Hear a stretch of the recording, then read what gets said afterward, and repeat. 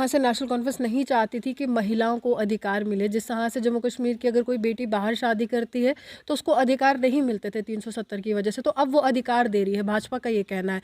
वैसे है, मुझे बताइए ना, कौन सी हमारी जो बहू बेटी है जो जिसको हम बाहर भेजेंगे और फिर हम ये उम्मीद रखेंगे कि वो वापस आके जो है हमारे उस सिस्टम में एडजस्ट होगी। ये इस बात में कोई नहीं चाहते कि बेटियों को अधिकार मिले। देखिए, बेटियों को अधिकार की बात ये है कि वो तो मैंने पहले भी कहा कि हमारे मंशूर में रहा, हमारे प्रोग्राम और पॉलिसीज़ में रहा है। लेकिन जहाँ तक आप ये कहेंगे हमारी कोई बेटी कोई बहन उसको हम ब्याह के दिल्ली में वो चली जाएगी या बाहर चली जाएगी और वो वापस किस लिए आएगी, फिर वो वापस आना तो ये दावेदारी भी की जाती है ना कि यहाँ पर आप जम्मू कश्मीर की बात छोड़ दीजिए, क्योंकि जम्मू कश्मीर से पूछा ही नहीं गया। पूरे पार्लियामेंट ने इस पर दावेदारी की थी और हामी भरी थी। विपक्ष के बहुत बड़े ऐसे ऐसे नेता थे जो कहते थे कि देखिए 370 हटा दीजिए। अब विपक्ष भी भाजपा के साथ जब आया तो आप तमाम विपक्षी दलों के नेताओं को कैसे साथ लाएंगे, क्योंकि जम्मू कश्मीर में सिर्फ 5 MP हैं, 5 बनाम 350 का आंकड़ा वो कैसे पार होगा? देखिए, ऐसी बात नहीं है। देखिए, उसमें कि सिर्फ 5 लोगों ने ही 370 के हटने पे प्रोटेस्ट किया, पूरे देश में प्रोटेस्ट हुआ है। लड़ेंगे, नेशनल कॉन्फ्रेंस वाहिद लड़ने की भी सलाहियत रखती है और 90 की 90 सीटों पे। अगर कल बड़े इंटरेस्ट में लार्जर इंटरेस्ट ऑफ डेमोक्रेसी और रियासत और ये नेशन अगर किसी तंजीम पार्टी के साथ अलायंस होता है तो वो भी पॉलिटिकल अफेयर कमेटी जो है भाजपा के साथ अलायंस हो सकता है, एक्सेप्ट भाजपा। एक्सेप्ट और अगर ऐसा हो गया कि आपके पास भी आंकड़ा है, जैसे PDP के साथ हुआ था, आपके PDP के पास आंकड़ा था, भाजपा के पास भी था, किसी सूरत में उस क्योंकि अफवाहों का बाजार तो यही कह रहा है कि नेशनल कॉन्फ्रेंस और भाजपा का अलायंस होगा। नहीं, देखिए, अफवाहें तो अफवाहें हैं। मैं कहूँगा कि किसी भी सूरत में हम उस तंजीम के साथ पार्टी के साथ अलायंस नहीं करेंगे जो हिंदू मुसलमान के नाम पे, जो मंदिर मस्जिद के नाम पे, जो शमशान घाट कब्रिस्तान के नाम पे सियासत करती हो, जिन्होंने इस मुल्क की तबाही की हो, मुल्क की छवि जो है इंटरनेशनल लेवल पे ख़राब की हो, और यहाँ कभी अलायंस नहीं करेंगे हम। अगर ऐसा खुदा न खास्ता ऐसा है तो फिर हम लोगों में जाएंगे, अपोजिशन में बैठेंगे यानी कि, लेकिन फिर भी विधानसभा में आवाज़ बुलंद करेंगे, लड़ाई लड़ेंगे सेकुलरिज्म के लिए, मुल्क के इत्तेहाद के लिए, मुल्क को मजबूत करने के लिए। और जितनी हमें ताकत मिली, अल्लाह ताला ने हमें क़ुव्वत दी, हम ऐसी जमात को, ऐसी सरकार को जड़ से उखाड़ फेंकने का अज़म किए हुए हैं और हम इंशाल्लाह उस पर गाज़। मुख्यमंत्री का चेहरा कौन होगा, फारूक साहब या उमर साहब? पहली पसंद। देखिए, हमारे लीडर हैं, ये पॉलिटिकल अफेयर कमेटी, ये लेजिस्लेटिव पार्टी डिसीजन लेती है। अच्छा, ये इसके साथ ही एक सवाल, अगर फारूक साहब को चुने तो क्यों चुने, उमर साहब को चुने तो क्यों चुने? ये तो जवाब होगा, खूबियां तो बता सकते हैं। देखिए, फारूक साहब जो हैं वो हमारे नेशनल लेवल के लीडर हैं और वो पार्टी के प्रेसिडेंट हैं। नेशनल नहीं, इंटरनेशनल बोलिए। इंटरनेशनल, क्योंकि वो चाइना और पाकिस्तान की बात कर रहे हैं। नहीं, वो तो है उनकी कैपेसिटी है, वो बोल सकते हैं जी। हमारी तंजीम के प्रेसिडेंट हैं और मैं कहूँगा कि अच्छा, मुस्कुरा क्यों रहे हैं? दिल में जो भी है ना राणा साहब, मन की बात कर दीजिए।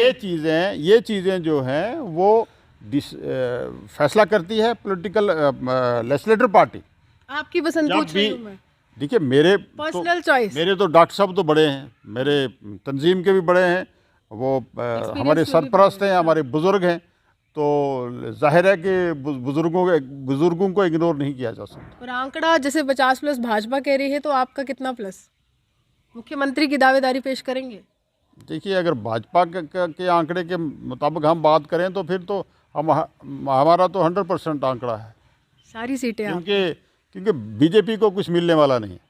और अगर मिल गया तो हम इंशाल्लाह ताला यहाँ सेकुलर माइंडेड पार्टीज़ की सरकार बनेगी और एक्सेप्ट बीजेपी इंशाल्लाह सरकार बनेगी और नेशनल कॉन्फ्रेंस के चीफ मिनिस्टर यहाँ होंगे। जम्मू कश्मीर में लगातार विपक्षी दलों के नेता केंद्र सरकार पर सवाल उठा रहे और चुनाव आयोग को भी आड़े हाथों ले रहे हैं, और बहुत बड़ा प्रश्न उनके द्वारा हर बार किया जाता है कि क्या जम्मू कश्मीर में उस तरह का माहौल जो है भाजपा बनाने में सक्षम नहीं हो पाई है जिसमें चुनावी प्रक्रिया जो है एक बार फिर से शुरू की जा सके, स्थायी व स्थिर सरकार हो जिसमें लोगों के द्वारा चुने हुए नुमाइंदे जो है विधानसभा में उनकी आवाज़ जो है वो गूंजने को मिले। मेरे साथ जावेद राणा साहब हैं, नेशनल कॉन्फ्रेंस की लगातार आवाज़ बनते रहे हैं और लगातार जो है केंद्र सरकार को भी आईना दिखाते रहे हैं और किस तरह से नीतियाँ रही हैं केंद्र सरकार की उस पर भी प्रश्न चिन्ह जो है वो लगाते रहे हैं। लेकिन अगर जम्मू कश्मीर में अभी चुनाव होते हैं तो मुख्यतः नेशनल कॉन्फ्रेंस किन मुद्दों को लेकर जनता के दरवाजे पर दस्तक देगी, इसी पर चर्चा करने के लिए हमारे साथ मौजूद है। राणा साहब, आपसे सबसे पहले जानना चाहेंगे कि अगर अभी चुनाव होते हैं तो मुख्यतः कौन कौन सी ऐसे बातें रहेंगी कि जनता के दरवाजे तक आप पहुंचेंगे और बोलेंगे कि नेशनल कॉन्फ्रेंस को वोट दीजिए और ये मसले हल हो जाएंगे? बेसिकली सबसे बड़ा मसला जो है वो जम्मू कश्मीर में वो रिवाइवल ऑफ स्पेशल स्टेटस है। 370 और 35 से हमारे सामने सबसे बड़ा मसला रहेगा और हमारा मंशूर पार्टी का प्रोग्राम और पॉलिसी में इलेक्शन मंशूर में हम ये चीज़ें लाएंगे। इलेक्शन कब होते हैं वो बात अलग है, लेकिन ये सब चीज़ें हम लोगों के पास लेके जाएंगे जिसमें आपका जम्मू कश्मीर का स्पेशल स्टेटस है और रिवाइवल ऑफ स्टेट है और मैं ये कहूँगा कि यूनाइटेड जम्मू कश्मीर, जहाँ हमारा लद्दाख को हमारे अलग कर दिया, जम्मू कश्मीर को अलग कर दिया और ये सब चीज़ें उसमें आएंगी। और दूसरे नंबर पे जो रियासत में एक बेरा रवी का माहौल चल रहा है, बेरोज़गारी है, नौजवान परेशान है और महंगाई जो है वो आसमानों को छू रही है। तो सबसे जो बड़ा मुद्दा हमारा रहेगा वो ये 2-3 मुद्दे हैं जो जिसमें रिवाइवल ऑफ स्पेशल स्टेटस है और अनएम्प्लॉयमेंट जो आसमान छू रही है, महंगाई है और रियासत में तामीर और तरक्की का जो फुकदान है, ये चीज़ें लेके हम। लेकिन आप 370 की बात करें, हमने डीडीसी के चुनाव देखे, गुपकार डिक्लेरेशन का गठन हुआ और उस समय भी तमाम सियासी दल जो थे वो एक साथ आए, चुनाव लड़े और अच्छा प्रदर्शन भी किया, जनता ने वोट भी दिए। लेकिन यहाँ पर भाजपा कहती है कि 370 की समाप्ति के बाद नेशनल कॉन्फ्रेंस की जो लूट है वो समाप्त हो गई है, तो वो कभी वापस नहीं आ सकता। सुप्रीम कोर्ट में मामला है तो ये बेवकूफ़ बनाने का काम कर रहे हैं। देखिए, भारतीय जनता पार्टी वाले कुछ भी कह सकते हैं। उन्होंने डिमोनेटाइजेशन किया और उन्होंने कहा हमने रियासत जम्मू कश्मीर में हालात ठीक करने के लिए किया। उन्होंने 370-35 को तोड़ा, उन्होंने कहा हमने रियासत जम्मू कश्मीर के हालात ठीक करने के लिए किया। उन्होंने स्टेट को यूटी बना दिया, उन्होंने कहा नहीं जी हम हालात दुरुस्त कर रहे हैं। तो मुझे लगता नहीं है कि उनके कहने और कथने में जो हमेशा तजाद रहा है वो वही एक बात है। जहाँ तक नेशनल कॉन्फ्रेंस का ताल्लुक है, नेशनल कॉन्फ्रेंस एक तहरीक के तौर पे नेशनल कॉन्फ्रेंस में जम्मू कश्मीर में अवामुल नास की खिदमत की है।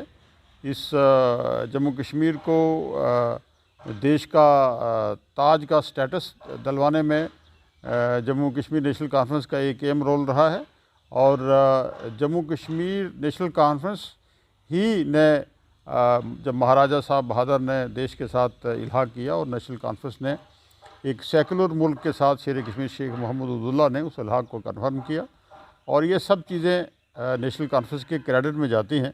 जहाँ तक आपने एक लफ्ज़ इस्तेमाल किया लूट का, तो मुझे नहीं लगता है कि नेशनल कॉन्फ्रेंस के कार्यकाल में कोई इतना बड़ा स्कैम उभर के आया हो जैसे आज आ रहे हैं। आपकी जितनी भी रिक्रूटमेंट्स इससे पहले हुई हैं, या तो आपने उनको रद्द कर दिया है या वो स्कैम से भरी है। आपका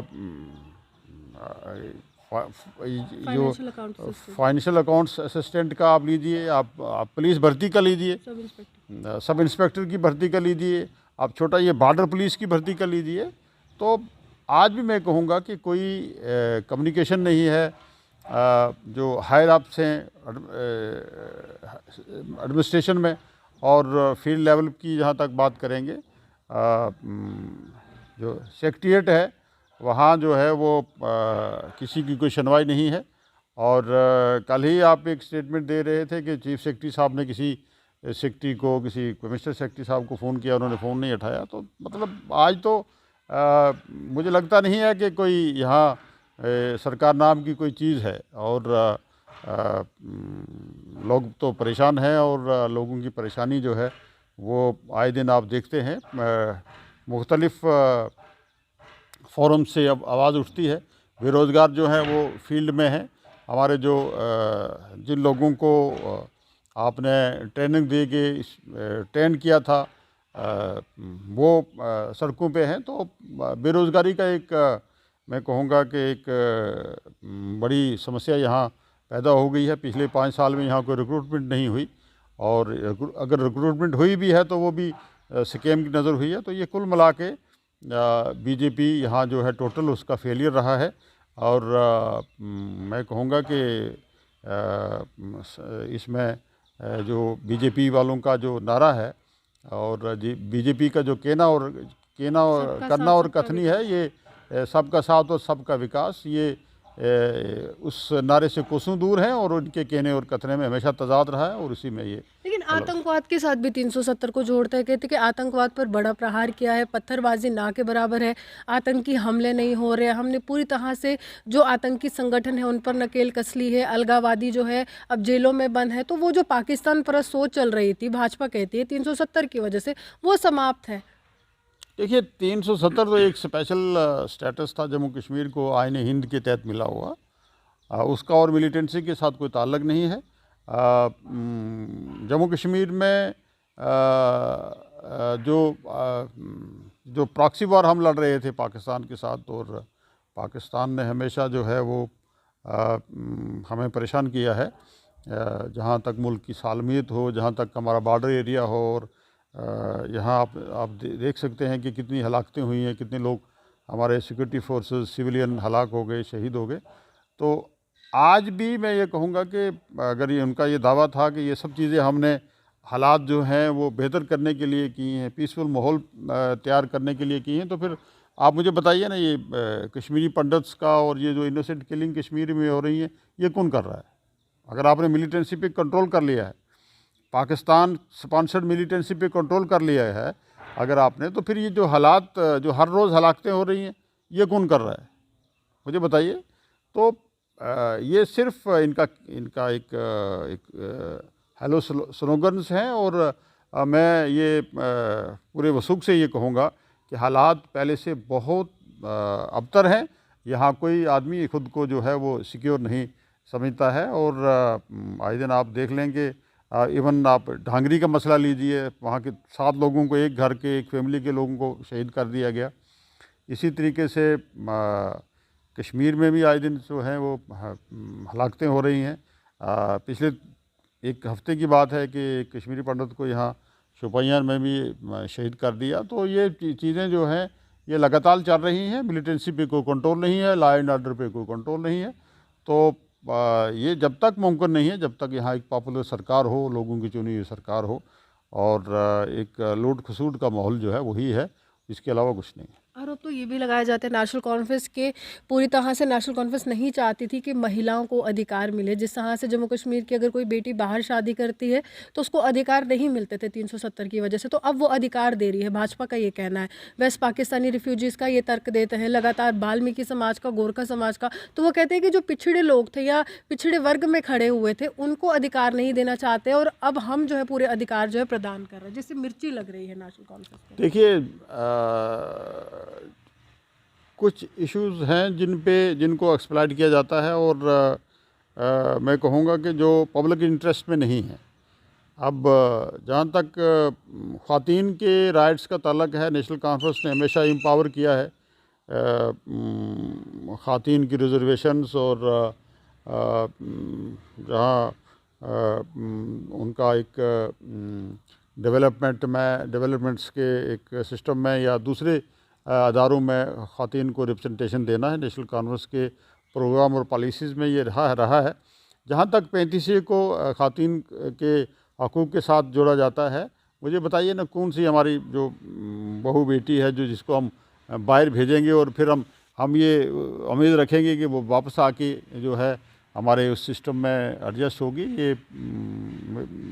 इस बात में कोई नहीं चाहते कि बेटियों को अधिकार मिले। देखिए, बेटियों को अधिकार की बात यह है कि वो तो मैंने पहले भी कहा कि हमारे मंशूर में रहा, हमारे प्रोग्राम और पॉलिसीज़ में रहा है लेकिन जहाँ तक आप ये कहें कि हमारी कोई बेटी कोई बहन उसको हम ब्याह के दिल्ली में अब वो चली जाएगी या बाहर चली जाएगी और वो वापस किस लिए आएगी, फिर वो वापस आना तो नामुमकिन सी माँ बाप बात की है। प्रॉपर्टी में तो हिस्सा बनता है ना। देखिए माँ बाप की प्रॉपर्टी में हिस्सा बनता है तो वो बाई दिस वे और दैट वे उसको दिया जाता है। लेकिन हैसियत कहा के जाता है मुताबिक। भाजपा के द्वारा कि 370 नहीं देखिए, देता, ऐसी खत्म कर देता नहीं था। मतलब ये हर आदमी है, मुझे बताइए, हर आदमी हर ख़ानदान हर मज़हब में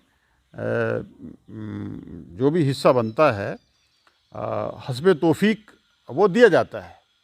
मतलब अगर मान लीजिए कि अगर कोई ज़्यादा नहीं दे सकता लेकिन कुछ ना कुछ वो दिया जाता है। ये नहीं है कि अगर एक पुंछ की बेटी को पंजाब में ब्याह के देंगे और वो वहाँ आके ज़मीन का बंटवारा कराएगी, वो नामुमकिन बात है। और वो एक ज़रिया सिर्फ बनाते हैं ये कि यहाँ की डेमोक्रेटिक सेटअप को चेंज करने में, डेमोग्राफी यहाँ की एक चेंज करने में उनकी एक पॉलिसी थी जिसकी आड़ में ये वो लोगों को एक्सप्लॉइट करके ये करना चाहते हैं। उनको बराबर हिस्सा दिया जाता है और हर मज़हब में और हर फैमिली में। अच्छा, आपकी कॉन्स्टिट्यूंसी की मैं बात करती हूँ, मेंढर में डिलिमिटेशन कमीशन का क्या हाल है? क्योंकि अन्य हमने इलाके देखे वहाँ पर काट छाट बहुत हो रही है कॉन्स्टिट्यूंसीज की, क्या आपके साथ भी कुछ ऐसा है? नहीं, हमारा तो पहले तो इन्होंने मेरी कोई 15 के करीब पंचायतें जो हैं वो सुप्रीम के साथ लगा दी थी। फिर हमने रिप्रेजेंट किया, डिलिमिटेशन कमीशन को भी रिप्रेजेंट किया और हमने प्रोटेस्ट भी लॉन्च किया, मीडिया में गए हम और प्रोटेस्ट भी हुए और वो हमने एरिया वापस ले और लिया। अगर आप फिर से चुनावी मैदान में उतरते हैं नेशनल कॉन्फ्रेंस की सीट से, कितनी उम्मीद है कि जीत की दावेदारी आपकी होगी? देखिए नेशनल कॉन्फ्रेंस इस बार इंशाल्लाह एक रिकॉर्ड तोड़ जीत हासिल करेगी बहुमत कह रहे हैं। और प्रचंड बहुमत जिसको आप कहेंगे उससे उभर के आएगी। नेशनल कॉन्फ्रेंस के बगैर लोगों ने समझ लिया है कि एक्सेप्ट नेशनल कॉन्फ्रेंस यहाँ कोई जमात नहीं है जो लोगों की नुमाइंदगी कर सके, इस रियासत को आगे ले जा सके। बेरोज़गार नौजवान हैं उनकी नुमाइंदगी कर सके, यहाँ के डेवलपमेंट्स के इशू हैं वो लोगों की उम्मीदों के मुताबिक कर सके और यहाँ का जो एक बिखरा हुआ सिस्टम है उसको स्ट्रीमलाइन कर सके। लेकिन आप लगातार कहते हैं कि हत्याएं हो रही है, उस पर भी आरोप नेशनल कॉन्फ्रेंस पर लगाया जाता है कि जो अंदरूनी और बाहरी का मतभेद करते हैं कि ये जम्मू कश्मीर का नागरिक है, ये यूपी का है, ये बिहार का है, उसके बाद नफरत के बीच जो है आम कश्मीरी में बोने का काम कर रही है नेशनल कॉन्फ्रेंस। देखिए हर जगह पे आप विद इन स्टेट आपने रूल्स बनाए हैं, उनके आपने कानून हैं।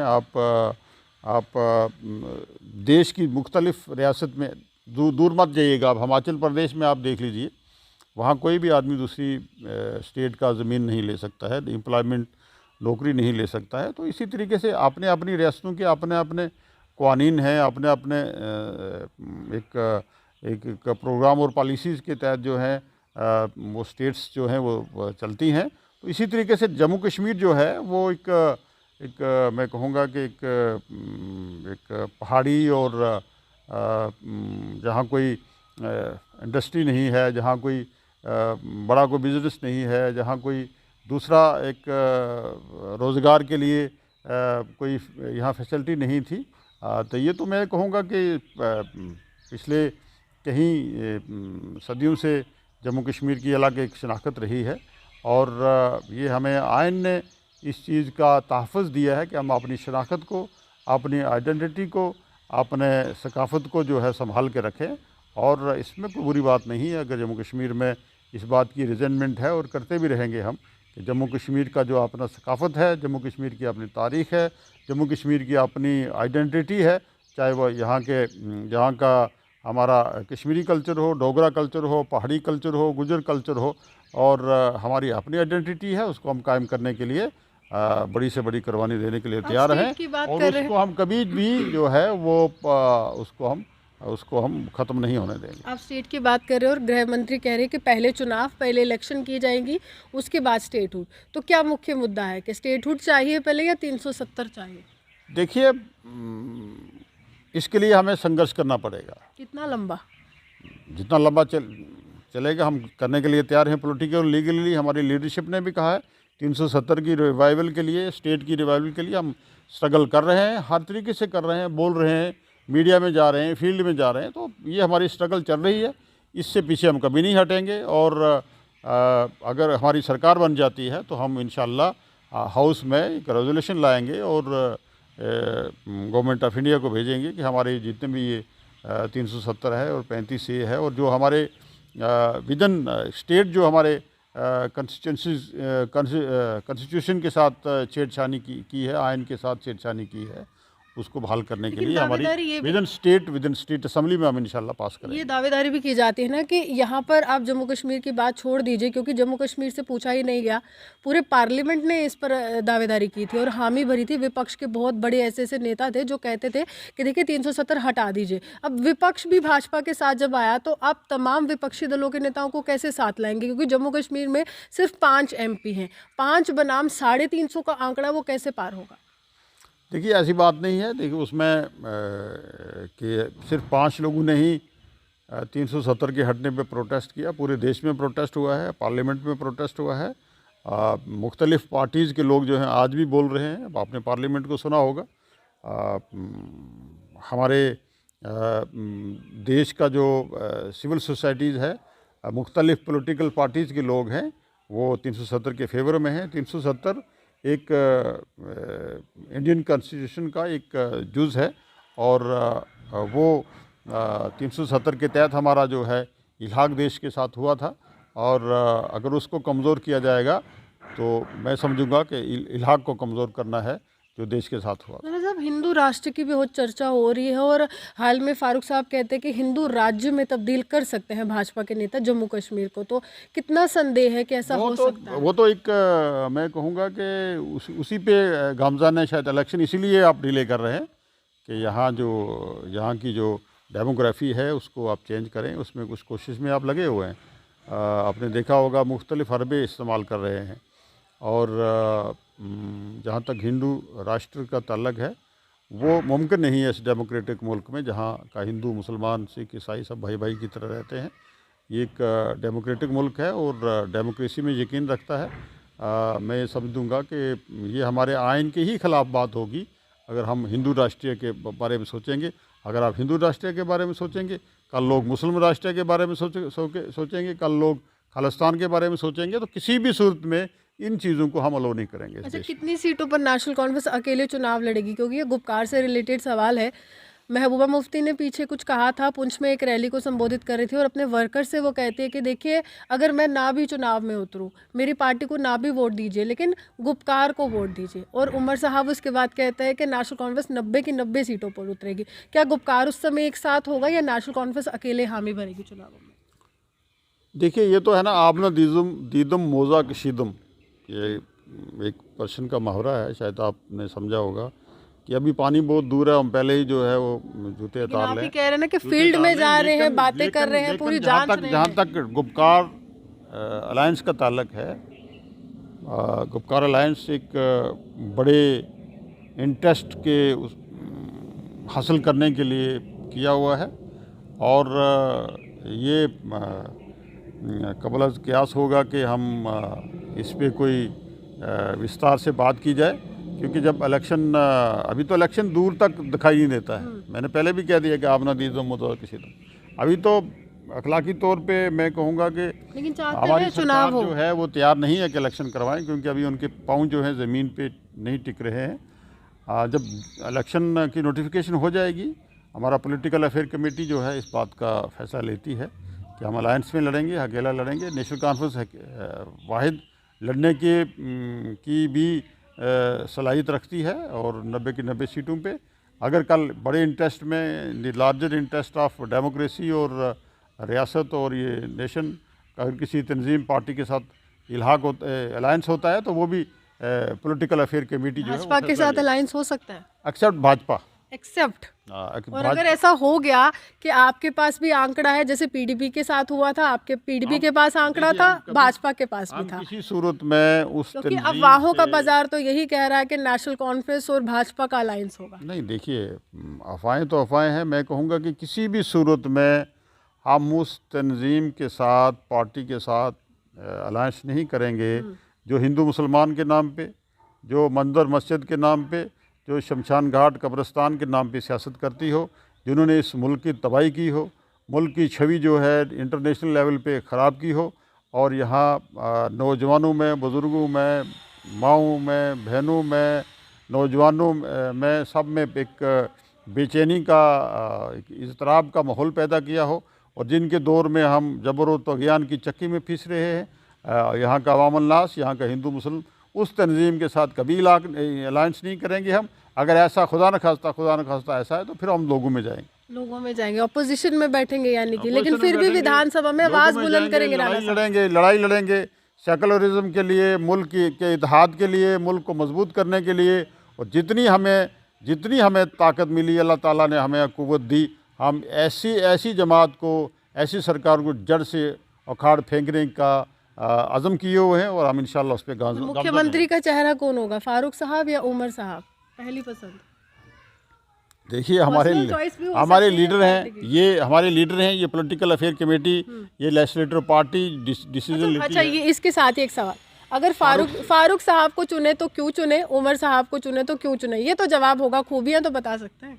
देखिए फारूक साहब जो हैं वो हमारे नेशनल लेवल के लीडर हैं, और वो पार्टी के प्रेसिडेंट हैं। नेशनल नहीं, इंटरनेशनल बोलिए। इंटरनेशनल, क्योंकि वो चाइना और पाकिस्तान की बात कर रहे हैं। नहीं, वो तो है उनकी कैपेसिटी है, वो बोल सकते हैं जी।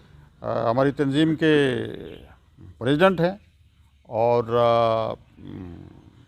मैं कहूँगा कि अच्छा, मुस्कुरा क्यों रहे हैं? दिल में जो भी है ना राणा साहब, मन की बात कर दीजिए।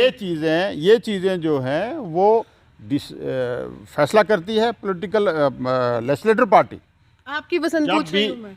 देखिए मेरे पर्सनल चॉइस, मेरे तो डॉक्टर साहब तो बड़े हैं, मेरे तंजीम के भी बड़े हैं, वो हमारे सरपरस्त हैं, हमारे बुज़ुर्ग हैं, तो जाहिर है कि बुज़ुर्गों को इग्नोर नहीं किया जा सकता। और आंकड़ा जैसे 50+ भाजपा कह रही है, तो आपका कितना प्लस? मुख्यमंत्री की दावेदारी पेश करेंगे? देखिए अगर भाजपा के आंकड़े के मुताबिक हम बात करें तो फिर तो हमारा तो 100% आंकड़ा है, सारी सीटें, क्योंकि बीजेपी को कुछ मिलने वाला नहीं है। और अगर मिल गया तो हम इंशाल्लाह ताला यहाँ सेकुलर माइंडेड पार्टीज़ की सरकार बनेगी, और एक्सेप्ट बीजेपी इंशाल्लाह सरकार बनेगी, और नेशनल कॉन्फ्रेंस के चीफ मिनिस्टर यहाँ होंगे। देखिए, साफ तौर पर नेशनल कॉन्फ्रेंस के चीफ मिनिस्टर होंगे, काफ़ी ज़्यादा विश्वास है, क्योंकि लगातार अगर हम कहें प्रचार इसी प्रकार का हो रहा है कि पूरा विपक्ष एक साथ आ रहा है। हाल ही में फारूक साहब ने ये भी कहा था कि तमाम विपक्षी दलों के नेताओं को एक साथ रहना होगा। प्रधानमंत्री नरेंद्र मोदी तक वो चिट्ठी भी पहुँचा दी और कहा कि तमाम एजेंसीज का दुरुपयोग जो है यहाँ पर भाजपा की सरकार कर रही है। लेकिन अगर राणा साहब कहते हैं कि अगर एक्सपीरियंस के हिसाब से देखा जाए और राजनीतिक जीवन का परिदृश्य देखा जाए तो डॉक्टर फारूक अब्दुल्ला उनकी पहली पसंद होंगे मुख्यमंत्री के तौर पर। आप यूँ ही हमारे साथ बने देखते हुए जुम्मन सुहान के।